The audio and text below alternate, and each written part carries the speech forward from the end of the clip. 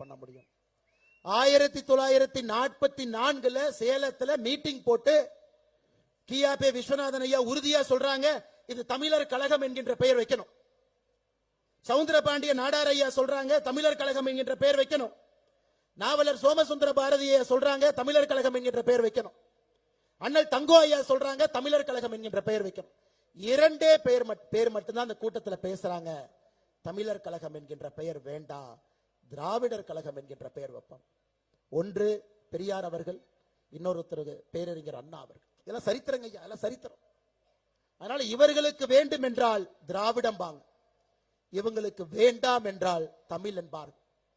திமுக இருக்கக்கூடிய ஒரு தலைவனுக்கு சொல்லிக்கொள்ள விரும்புறேன், நீ ரோட்ல அந்த பக்கம் நில்லு, இந்த பக்கம் நில்லு, சென்ட்ரல் நில்லா லாரி அடிச்சு செத்தே போயிடும். சிஎம் எல்லாம் கூப்பிடுறப்ப திராவிட இனம், ஆனா மொழி சொல்லி கொடுக்கும் பொழுது தமிழர் இனம். இந்த டிராமாவை நாம் பார்த்துக்கிட்டே இருக்கிறோம். அன்பு சொந்தங்களே, இதையெல்லாம் வருகின்ற காலத்தில்